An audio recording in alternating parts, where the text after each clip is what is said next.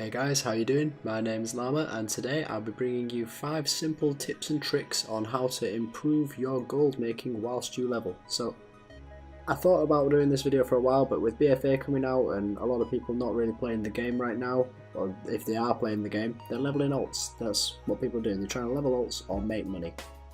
And I thought, why not do both? So here's 5 simple tips and tricks for how you can do both. Now a little bit of a clarification to be made. This guide is going to help you on how to improve your gold making whilst you level. There are going to be more efficient ways of making gold, and there are going to be more efficient ways of leveling than what is described in these tips and tricks, but this is how to do both simultaneously. So tip number 1, we've got how you're going about leveling. What you want to be doing, guys, is you want to be avoiding dungeons and you want to be doing your quests. So this is for a very simple reason. Basically, when you are, anything that you would get from a dungeon will be priced according to the rate at which people can get it at a high level when they are farming it. If you think of you running a dungeon at say level 15 and you go into Dead Mines, you are going to run the entire dungeon and it's going to take you maybe 20 minutes. A high level character can do that in 4.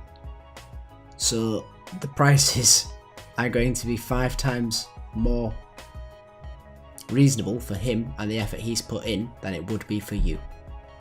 Similarly, when you're in a dungeon and you're running it at high level, there's only you.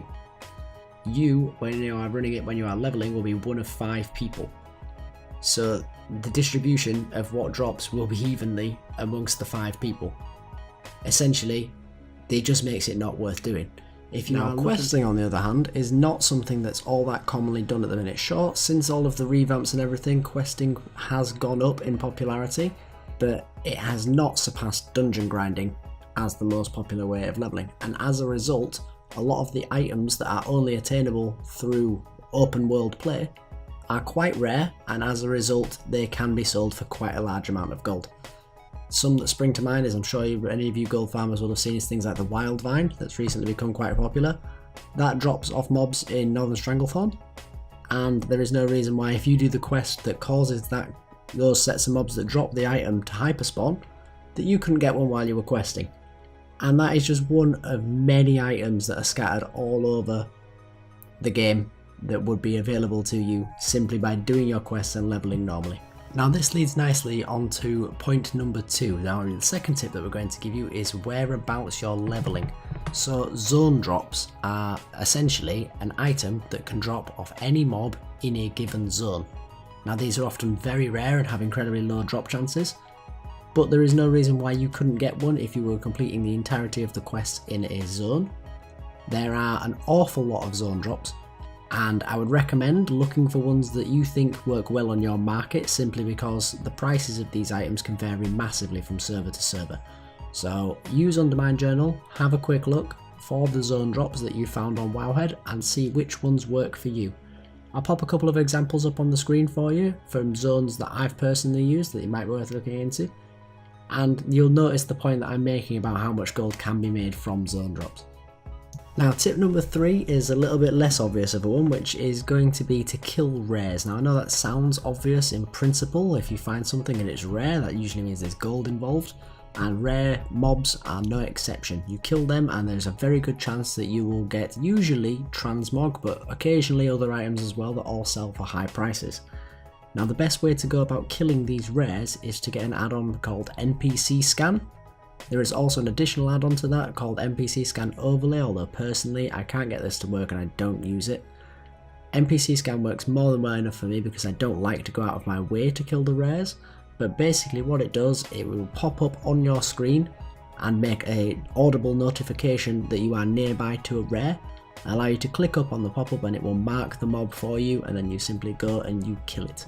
It is as easy as that, and it is quite often just a great way of making money, particularly when you are in the less populous of the expansion zones.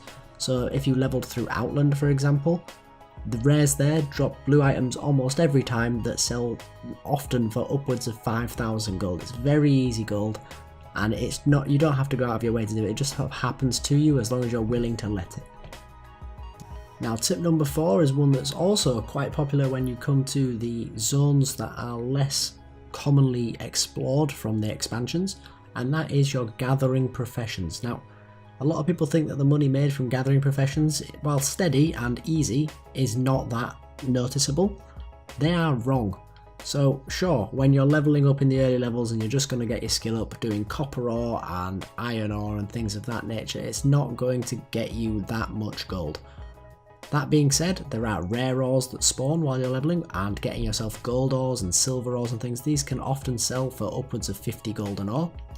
Then when you get to higher level content, things like the ghost iron ore in Mists of Pandaria, for example, sells for 20 golden ore for the common ore, and you can get a lot of ore, believe me.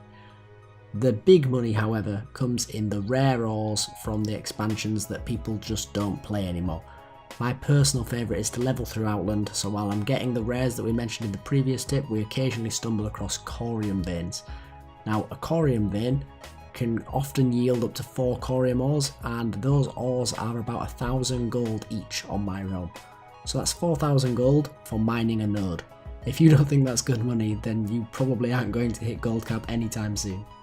Now tip number 5 is an awkward one for you, and that is because I can't give you the specifics of it, but basically what it boils down to is while you're out questing, you want to be looking for obscure NPCs that are a little bit out of the way. These often sell recipes that are highly valuable on the auction house simply because people want to collect all of the recipes. It's rare that these are ever useful, but because they are just simply a thing that they don't possess because they didn't quest through that zone, people will buy it. And they will buy it for a lot of money because it saves them a flight to this obscure place in the middle of nowhere.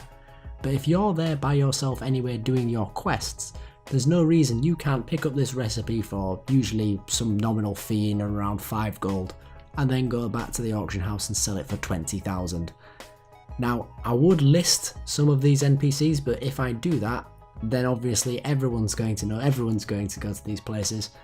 And the same 1 or 2 NPCs that I mention or that anyone else mentions in a video like this become much less valuable because people are going to go and get those recipes and it's going to crash the market. So what I would recommend to you is to simply go onto Wowhead, go onto a profession that you are interested in finding recipes for, and look where these recipes come from and see if you can find any that are a little bit obscure, that you've never heard of, you've never seen the item, and see where that recipe comes from.